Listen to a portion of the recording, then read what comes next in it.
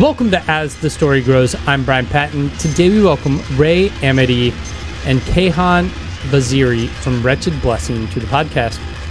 Rae is also in Immortal Bird and Kayhan is in Coliseum. This is a band I'm stoked to share. When the single hit my inbox, I was blown away and knew this was a band for the podcast. Wretched Blessing's debut EP came out last Friday. Rae and Kayhan discuss the music scene in Birmingham, Alabama, talk about how they connected and started playing music together, what Wretched Blessing means to them, the future of making music together, and more. I want to make a correction in this episode when discussing the music scene in Alabama. I said hot water music and I meant hot rod circuit. I fucked up, so don't judge me too hard. I hope everyone enjoys this podcast. If you dig Wretched Blessing and know a friend who would love the band, share the EP and share this short interview. The best way to support the podcast is by sharing episodes. Enjoy getting to know Rae and Kayhan from Wretched Blessing.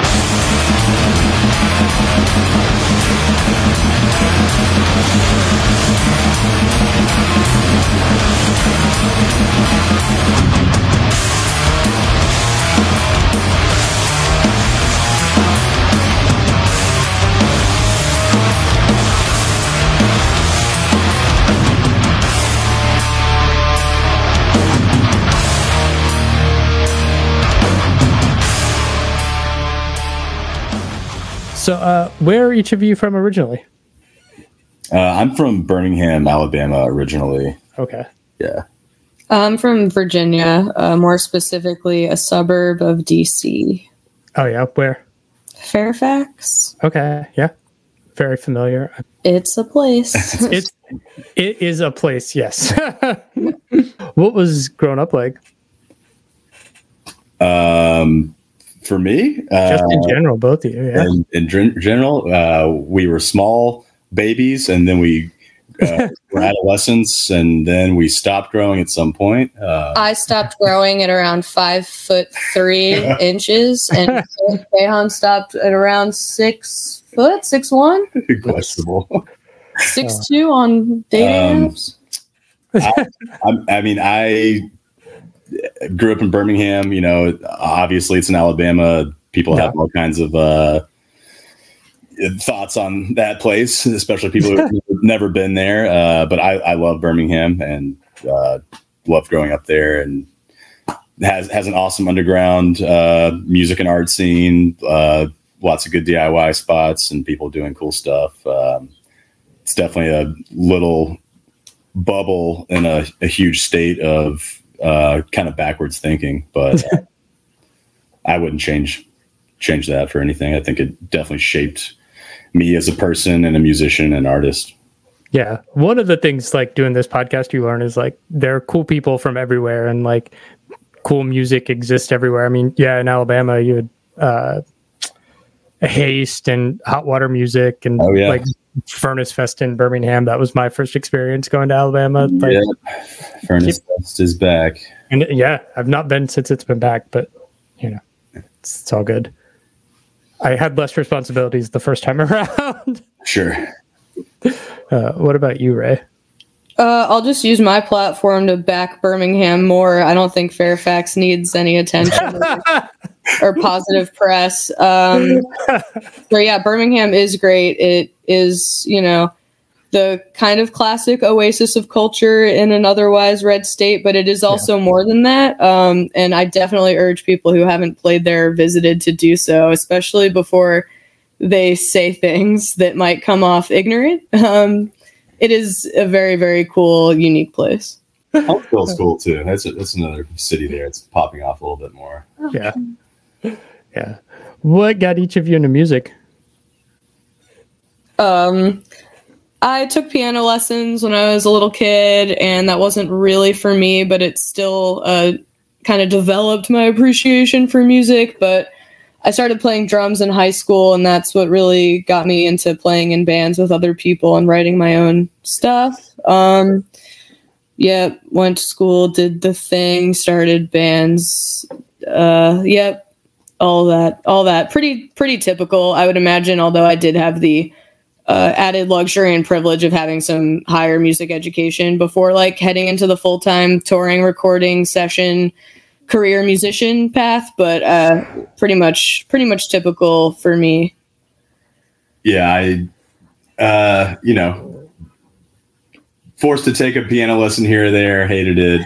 And, I think I was in maybe 6th grade and wanted a guitar and got like the $100 Ibanez starter pack thing. And, but it didn't really like grab me. I don't know. I think I was like, just thought I would be able to get a guitar and start playing, and like, it frustrated me. And then I think I saw like a high school battle of the bands, and that's kind of what made me be like, oh, these kids aren't that much older than me and they're like playing songs. So I don't know, pretty much self-taught guitar, bass, everything. And then around 15 or 16 started playing in punk hardcore bands at the DIY venue, and the rest is history, unfortunately.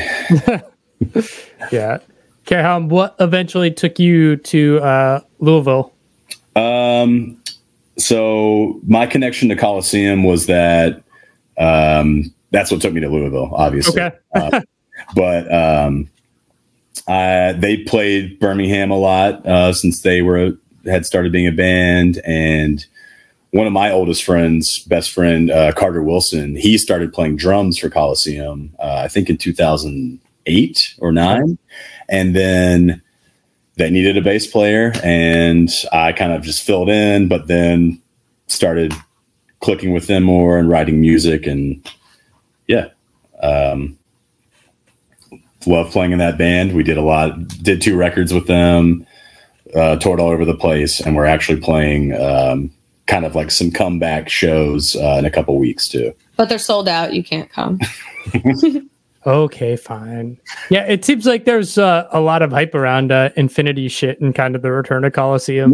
Yeah. We that was like a very much just like a COVID like project. It was all recorded remotely, essentially.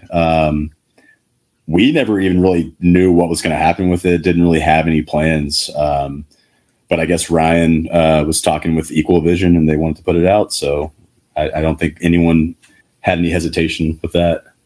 Nice. Rae, what led you northward to Chicago?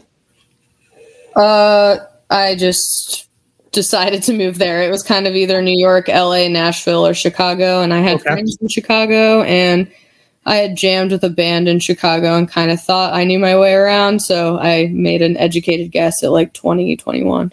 What, Kayhan, took you to Chicago?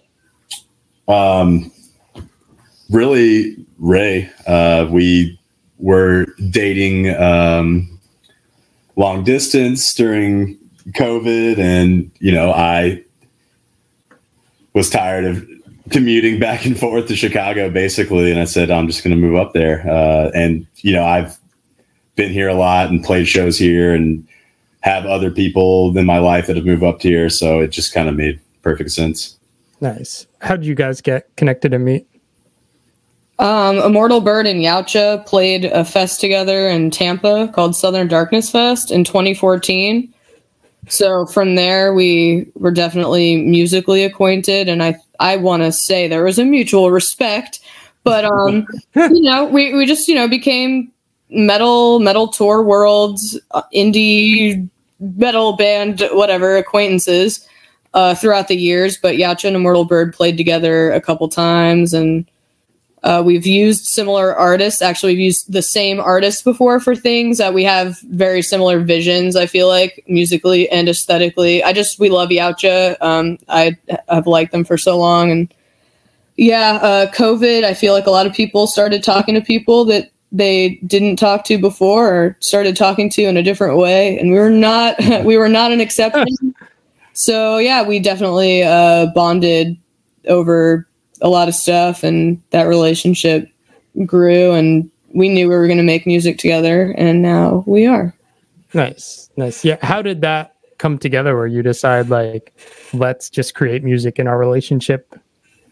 Yeah. I mean, it just made sense. We're both always writing stuff and coming up with things. We're like, oh man, like I've got this riff or this song and it doesn't fit any of my bands. Like, okay, I'll just shelve this, you know, like there's little parts in some of the Wretched Blessing songs that have been riffs or ideas for years, but like has never like fully developed. And it's nice having a writing partner and another musician just always next to you in your house, because you can always riff off of them. And yeah, we eventually got very intentional with things and wrote this EP, and we're still writing stuff now. So nice. Where'd the title for the project come from? Oh, wait, I don't know. So you can't see this, but Kayhan is pointing at me. I don't know. I think if my memory serves, which it usually doesn't, Kayhan thought of it and it was just a great name and we loved it. And that was that. Am I wrong? I thought you thought of it. That's our minds melding. It's like, who thought of this? I think we had the same moment recently with like some of the lyrics too. We did. I was like, this is my favorite line and I love it the most because you wrote it. And he's like, what? And I'm like, yes, I swear I wrote all these other lines, but this one sticks out and I know you wrote it. And he's like, fair enough. Could have been me. So yeah, I don't know. I really don't think that I thought of Wretched Blessing. I would bet money that was Kayhan's brain, but yeah, that's cool. This is a fun thing to realize. I mean, this band is a Wretched Blessing. You know, it's like it is a blessing for us to make the music, and hopefully a blessing for other people's ears. But it is absolutely wretched. So I don't want to go deeper than that.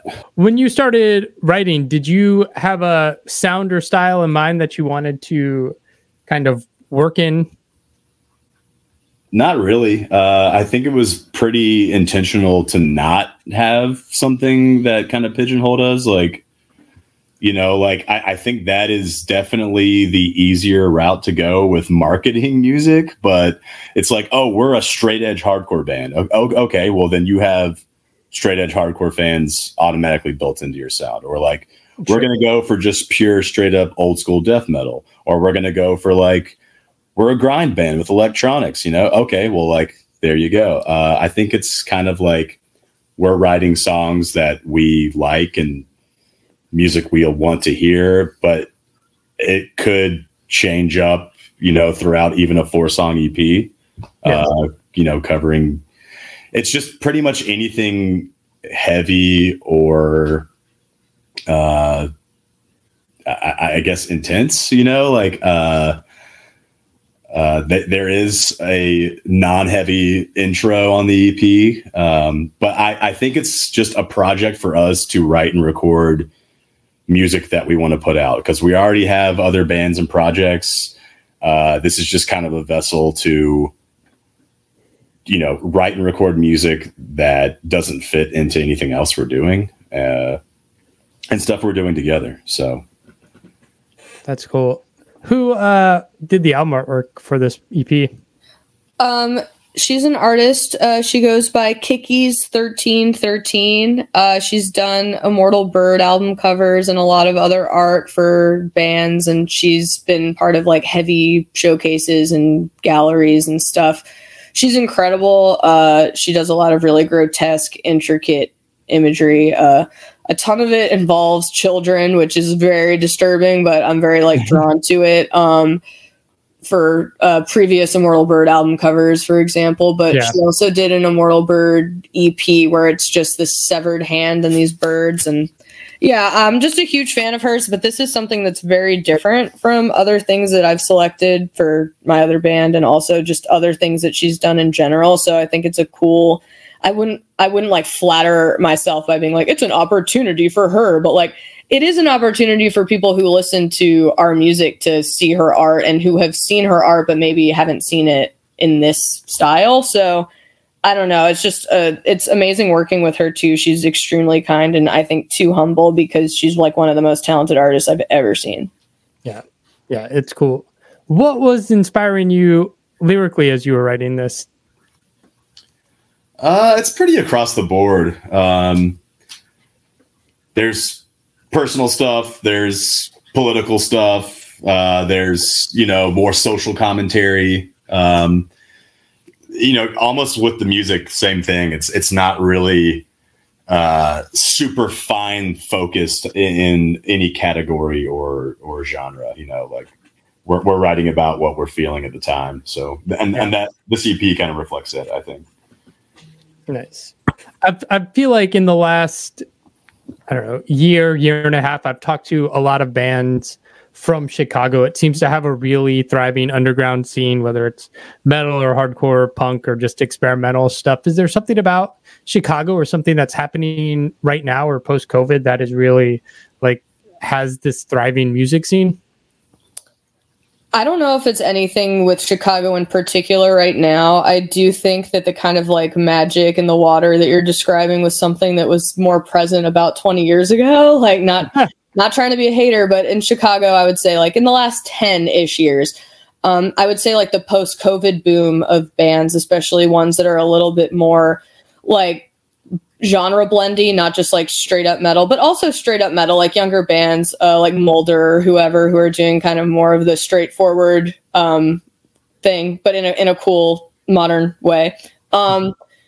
Not to talk all over myself, I just want to say I think a lot of bands formed here the same reason why they formed elsewhere, because there was this desire to get back out there and play music together, and maybe there were these skills that were accrued over COVID independently that you want to test out with other people, and also people were messing with online kind of like long distance collaboration for almost a couple of years before people could get back out there. So I do think a lot of it is just that COVID push that like nurtured a lot of musicianship and fostered a lot of people wanting to start bands, especially in Chicago, because, I see these bands coming up and they're answering that question and they're saying it's because of COVID too. So I'm not just like purely speculating. I've also seen bands be like, it was COVID. So Chicago is a legendary music city in some circles, in some genres of music. And, I think a lot of people are still trying to carry that torch in little ways. I mean, there are so many bands here and there's so many venues. Like, I wouldn't say it's an overload, but there is a ton of music happening here now. And it's, it's all across the board. It's almost overwhelming. Like, it's all splintered in a way because it kind of has to be, because it's such a big city. Like, I would like to see more crossover with stuff. There's like the noise rock, math rock scene. There's just the straight up punk scene. There's the metal scene. There's the modern hardcore scene. It's all awesome. I just feel like I feel overwhelmed even just as a show goer. I'm like, there are 4 shows I want to see this week. And I don't have the time or money to go to half of them. Yeah.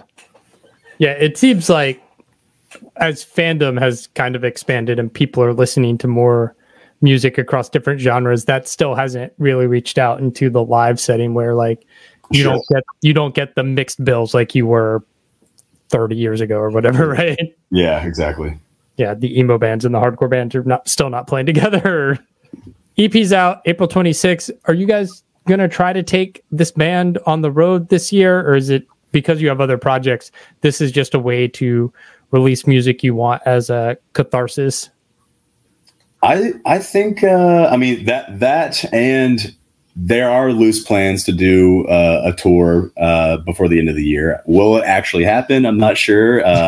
To what extent that tour will be, I'm not sure, but we absolutely plan on touring with this band. We're playing our first Chicago show in mid-June, later in June. So yes, there are plans for that. Nothing set in stone quite yet, but the gears are very slowly turning with that stuff. That's cool. Because this is a project that's just the two of you and you can kind of create, whenever you want. Exactly. Yeah, it's nice just having 2 people right now because we're the only people doing anything, and like we are a 2-piece. We've played a show as a 2-piece. We're going to play shows as a 2-piece. There might be times when we recruit other members to play shows or do a tour or something, but it is cool having complete creative control, and not only creative control, but just like any decision as a band. Yeah. Yeah. And because you're a 2-piece and music is so online, like if you write a song and you're like, oh, this one's awesome, you can just put it out without feeling constrained for like, we got to save this for the album, right? Oh, yeah, exactly. Yeah. I mean, that's, like the way that people record and release music now. I feel like it's like almost going back to like, like the early days of like releasing a single on a 45, it's like Right. everyone's like, I feel like a band can like A demo tape will sell out in like 15 minutes. yeah. Or like, like a band will People do a share. full length record. And then like 6 months later, you have people being like, when's the next thing? What are you guys working on? It's like, well, we spent 3 years writing this record and then we had to record it and do everything. And now we're going to tour. But like, it's kind of that,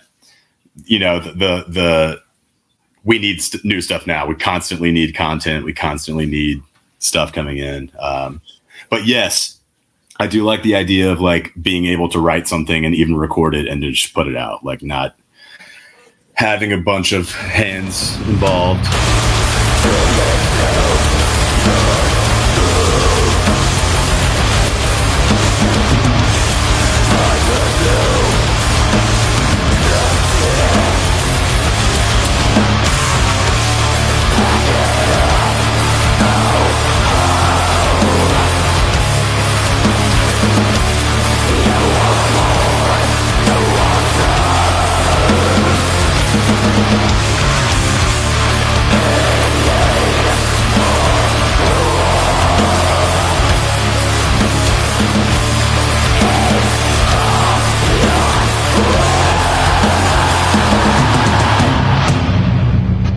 Thanks for listening to As the Story Grows. Our intro music was written and composed by Jeremy Hunt. The As the Story Grows theme is by Bob Nana. If you like what you hear, subscribe wherever you get your podcasts and give us a rating and review. If you'd like to support the show financially, you can join us at patreon.com/asthestorygrows. Be a part of our community and join the ongoing conversation over on Discord. If you enjoy this episode, share it on social media with your friends. Much appreciated, and thanks for listening. I never felt so young and alive as when I'm diving into a tune. And now I'm learning as I listen along, and the wheels are turning, and I started a song. One good word and I'm gone. Oh, as the story grows, the more I want to know, the more I want to show you. As the story grows, as the story grows.